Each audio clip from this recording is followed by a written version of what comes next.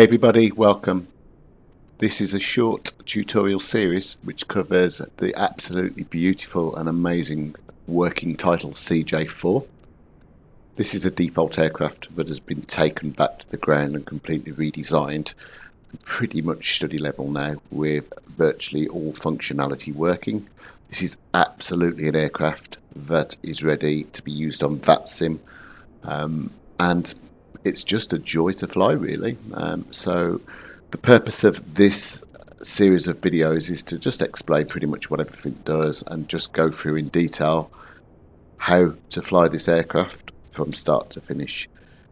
We'll look at all the different elements like the cockpit, we'll look at how to plan a flight, what the FMC does, pretty much calculating takeoff speeds, going into a hold, custom waypoints as well, and hopefully we'll cover everything. But if you feel we've missed something you'd like covered, leave it in the comments.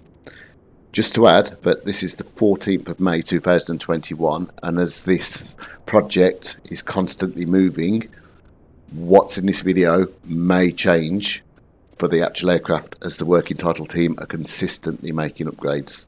However, I will try my best to keep the videos up to date as these changes happen. So, without further ado, welcome to Birmingham Airport. We're at the Elmdon side, which is the GA and cargo side. We're going to jump into our cockpit now, and we're going to have a quick look around at what is what. So welcome to the CJ4 cockpit. As you'll see, you're cold and dark here. I'm just going to point out where all the key areas are within the cockpit. So all of our PFD and our MFD controls are here and here. So that's our pilot flight display and our multifunctional display, and there is our PFD and there is our MFD. Our standby altimeter is in here and our gear controls are here. Autopilot controls across the top, and our pilot reversion controls are in op. They're not modelled in this aircraft.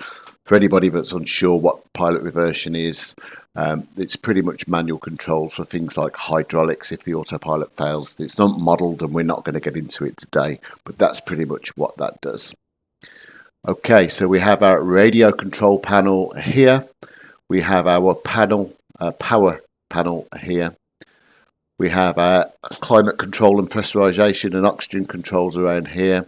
Some of these buttons are in op, but the main ones work for the flight.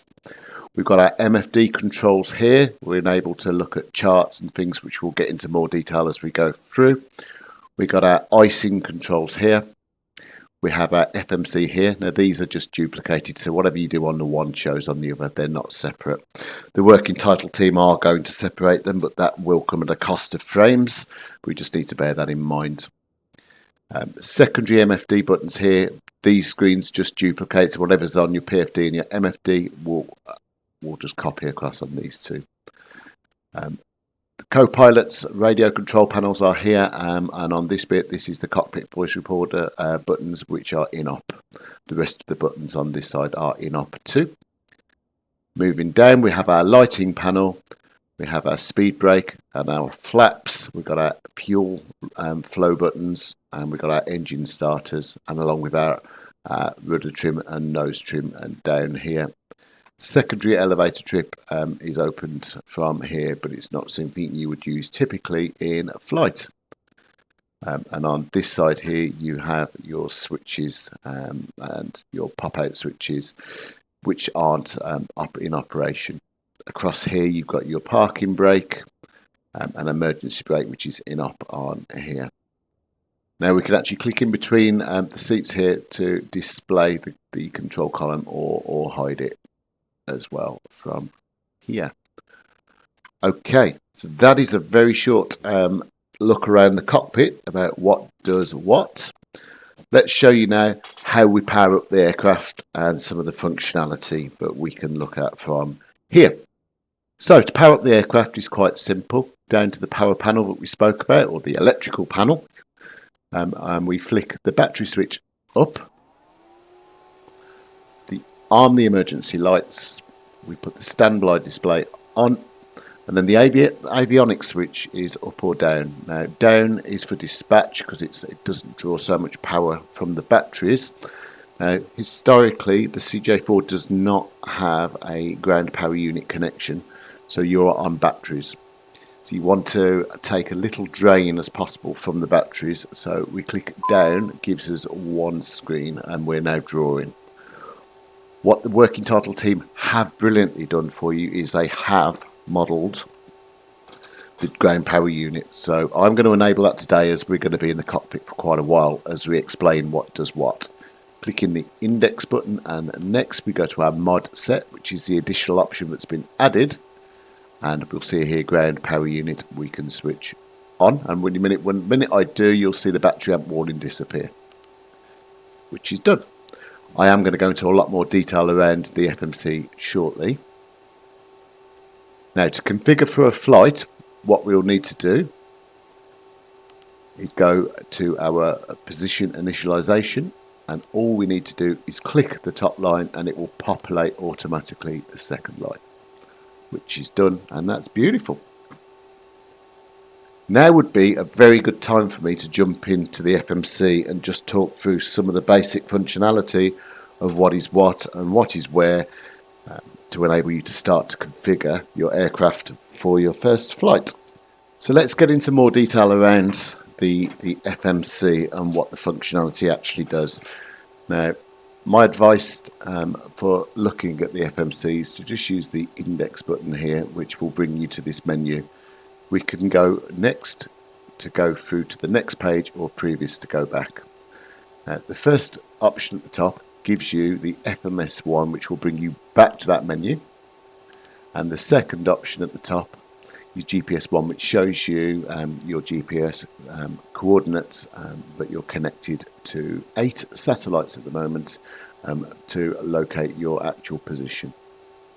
Back to the index button, and I'll go back to this menu. Anything that's greyed out is currently in op within the FMC and being worked on potentially for the future. Second is our Datalink button. A Datalink button enables us to do a number of things here. Now, messages being sent and received are currently in op. They do work on the fly-by-wire system, but with the Airbus A320, but on this aircraft it's not yet modelled. Departure clearance and oceanic clearance has not yet been modelled. That's called PDC. That's not quite done yet. But what is done is your weather and your ATIS. Now, if you fly on IVAO or if you fly on VATSIM, you will be able to get your ATIS requests, and I'll show you that in just a moment. But I could also pull off the weather, and there's ways this is set up which I'll go through in the mod set as well, and I'll show you that in just a minute. But let's go to weather, click on weather, and I can click on request, and I want to look at the meta for Birmingham, EGBB, and I will pop that in here. I might want to look at for my departure airport as well, which is EGPF, which is Glasgow. Now I'll just send that. I go back to my menu, and this time instead of putting request, I click view. And I might want to view the Birmingham one first, and there we go. There is our meta. I'm going to return, and I might want to look at our Glasgow one, which is in here too. Now for ATIS, provided the VATSIM controller is online and has published an ATIS, we can actually go into ATIS and type in EGBB and send.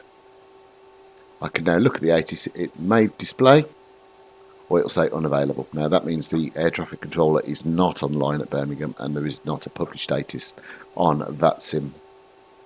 Now if you use IVAO or whoever there, it will fetch that information back, provided the controller is online. That pretty much covers the data link part of the menu. The status part of the menu will just tell you what world AIRAC data you've got in place and the date that it expires. And it's telling me that I need to run my my Navigraph program to update, because I haven't done it actually. I need to do that. Okie dokie. Back to the index.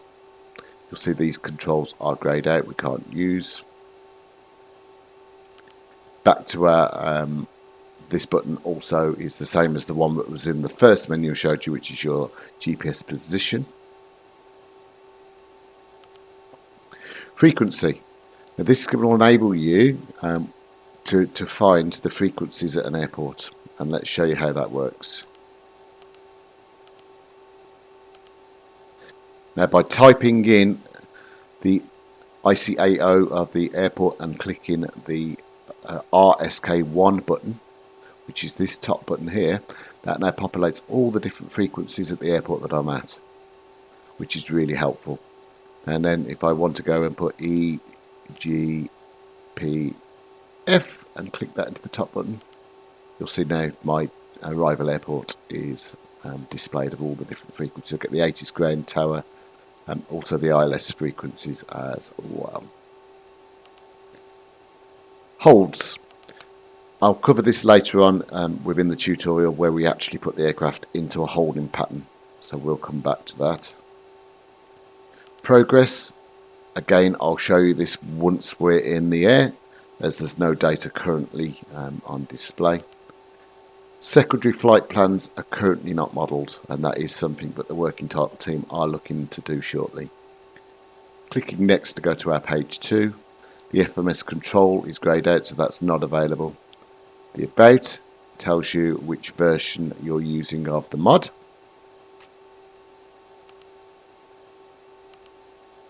Mod set. So in here, I can set the cabin lights dim, on or off. The next bit in here is for my SimBrief pilot ID. That's really important if you'd like to pull through your flight plan from SimBrief into the aircraft.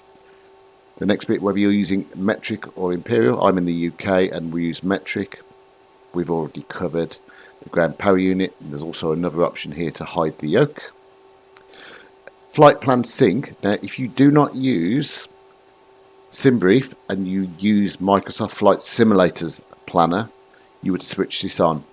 I would absolutely warn you though that there's buggy and it can cause problems, so where you can use SimBrief, please do. And the last part here is if you have a Navigraph account, you can link it, and the reason why you can link it is because you can suddenly start to look at your charts, and I'll show you that shortly as well.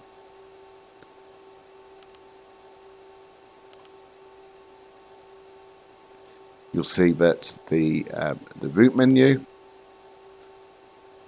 The route menu is important because I can recall my flight plan from the game, as I've just said, from Microsoft Flight Simulator. I do not use that.